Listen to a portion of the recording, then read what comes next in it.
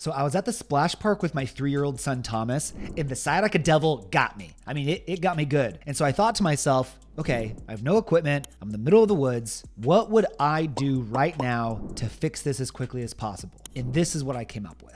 If you're tired of sciatica burning in your leg, ruining your day, and stopping you in your tracks when you're trying to be active, then you need to do this 5-step sciatica routine that requires no equipment and can be done literally anywhere. My name is Dr. Grant Elliott. We've helped thousands with low back pain, disc herniations, and sciatica fully recover through our one-on-one online coaching program. And in this episode, I'm going to show you a 5-step sciatica routine that you can do anywhere to get out of pain and get back to doing what you love.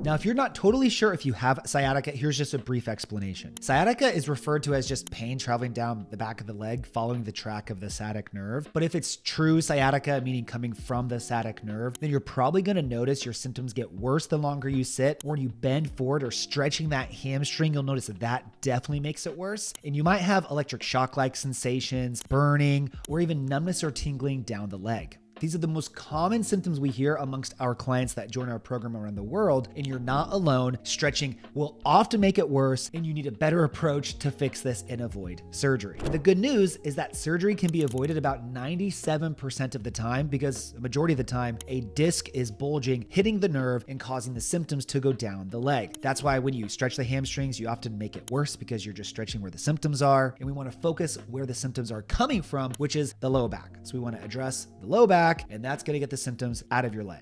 So here's the 5-step routine. I was walking on this boardwalk and I thought, okay, what could I do? The very first thing I did was I leaned against this rail and I performed standing lumbar extensions. The reason why I'm doing this is because a majority of disc bulges are called posterior bulges, meaning they're pushing backwards. These get worse the longer you sit or bend forward, which is why your symptoms get worse. And so then therefore they can get better if you perform the opposite motion, because it's reversing that stress on the disc, which can help work it back in place and move it away from the nerve. So by leaning into the rail or wall or whatever, could be a bench, you're reducing pressure on your lower back and hips, pushing your hips forward into extension as far as you can comfortably, which helps to relax it and allow it to slowly move into this motion. Just perform this to tolerance, attempting to go further and further over time, and you should notice your leg symptoms get less and less and less as you do this. The next, in that same position, now that I'm starting to work the disc away from the nerve, I want to help free up the nerve and reduce inflammation. And you can perform a standing nerve floss in the exact same position. Holding onto the railing, or you don't necessarily have to, put the painful leg forward so your foot's kind of straight, you're in a single leg hinge type position. And then as you push your hips back, like you're stretching your hamstring, you're going to lift your toes up and you're going to look backwards. And then as you bring your hips forward, you're going to bring the foot down and you're going to look down. What this is doing is it's sliding the nerve back and forth, because as you put more tension on your hamstring and as you lift your foot up, that pulls the nerve down towards your foot. When you look upwards, that's relaxing the nerve on the higher parts of the spine, which allows it to glide all the way down. And then when you do the opposite and you take tension off of the back of your leg, you put your toes down, it allows the nerve to slide back up. And when you bring your chin down, that pulls the nerve from the top to help it slide all the way to the top. Sliding it back and forth in this manner improves blood flow, reduces inflammation, and can promote the healing process of the nerve. Hey, real quick, I know you're struggling with pain and obviously want to fix it. So if you just text me the word pain to 317-751-9509, I will send you my free back pain fix demo. Just text that number and you can fix your pain. Thank me later. Back to the show. Next, I wanted to work on areas outside of my low back that still impact it. And one common region is the thoracic spine. So holding onto this railing, and you can push into a wall too, I put my feet back, I pushed my hips backwards, and I drove my chest down towards the ground while keeping my arms straight. The vast majority of us are sitting most of the day, and we will develop restrictions in our mid-back or our thoracic spine. When we develop these restrictions, it puts more pressure on the lower back, because as you attempt to move or extend, extra movement is required of the lumbar spine because your mid-back is locked. So if we can free up this area, then the lower back can move better and we can take pressure off of it. So push your chest down and up repetitively mobility to promote extension through the lower back, mobilize the shoulders, mobilize the lats. You'll feel some pops as you do this, and your posture will feel better too.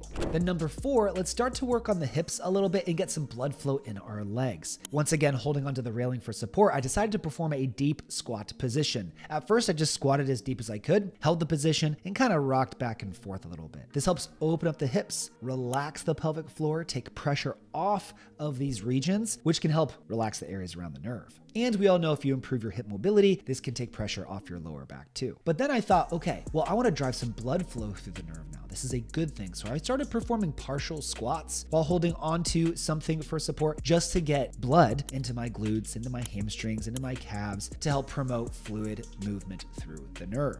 Then I wanted to work on the front of my hips. So I got in a lunge position by putting one of my feet on one of the steps on the railing. So it's like I'm lunging on an elevated surface. Then I held onto the railing and I rotated my upper body the opposite direction. This turns into a hip flexor stretch, a low back extension, and a rotational movement for my spine. This is going to help take pressure off my lower back by improving the mid-back rotation, by improving the hip flexor stretch as well, so that then when I'm finished with all these movements, I've addressed all the key areas that might address to this particular area. And perform this on both sides as well if you want to maximize the benefit. After this, I felt so much better. I knew I wanted to document it and share it with you because you likely don't have a plan. You probably feel a little bit lost and you might feel a little bit afraid, and that's totally okay. All of our clients come to us feeling the exact same way. But what I want you to know is that you can recover, and you can recover much better and faster if you get a proper plan. And there's a way that I can help you get that today.